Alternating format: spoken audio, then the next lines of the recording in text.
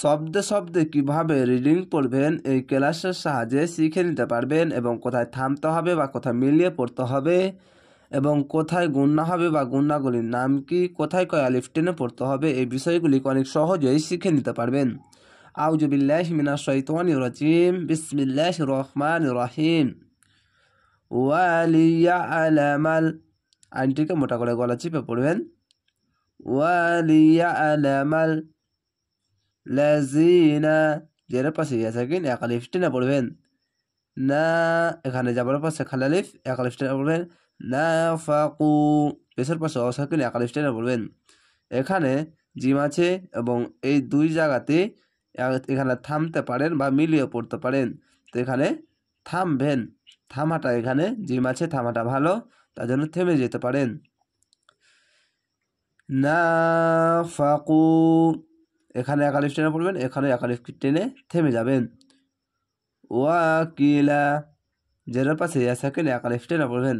ওয়াকিলা লাহুম, যেখানে টান থাকবে টেনে পড়বো, যেখানে কিছু থাকবে না আমি শুধু পড়ে যাব।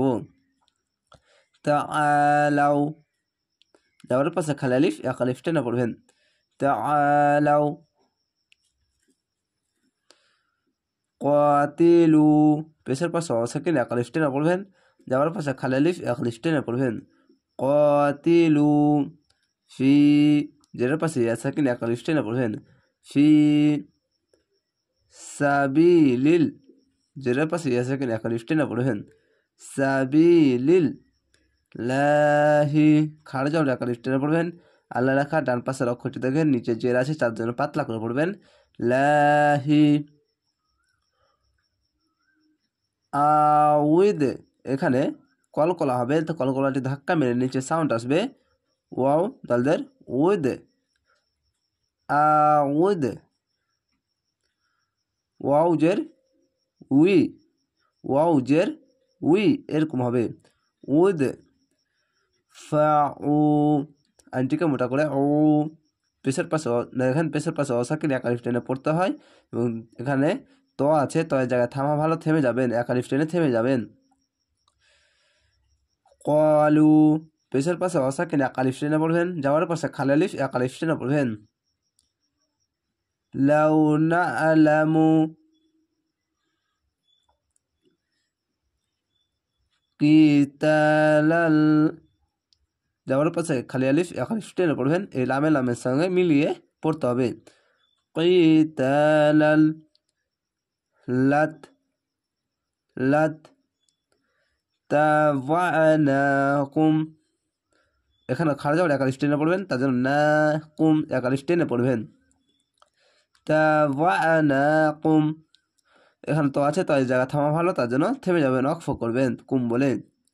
হুম, হুম লিল কুফরি, লিল কুফরি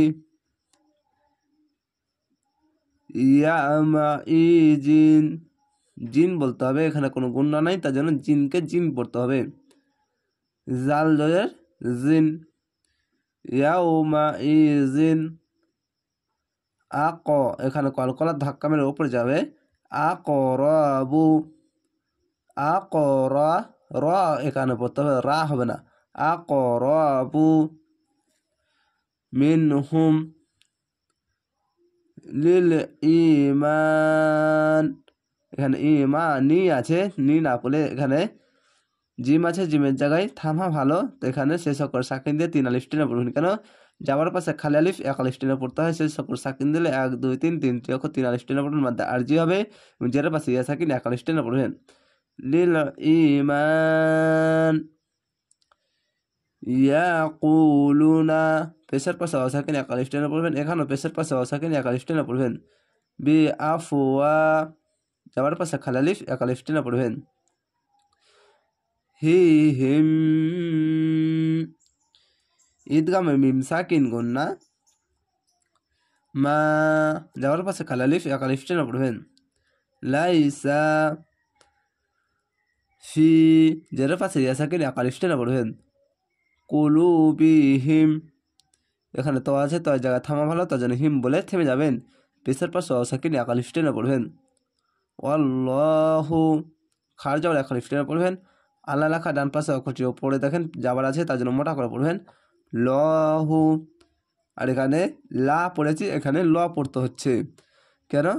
আল্লাহ লেখার নিচে আছে জের, ডান পাশের অক্ষরে আল্লাহ লেখার ডান পাশের অক্ষরে ওপরে আছে, তার জন্য এটি ডিফারেন্সটি আপনারা অবশ্যই মনে রাখবেন।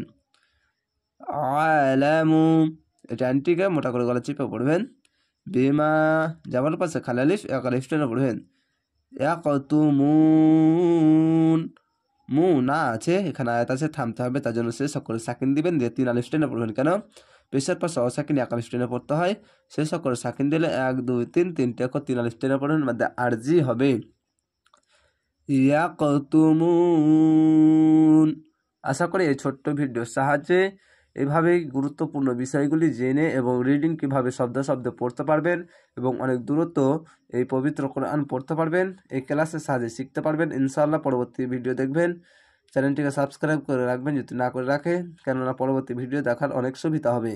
ভালো থাকেন, সুস্থ থাকেন, আসসালামু আলাইকুম।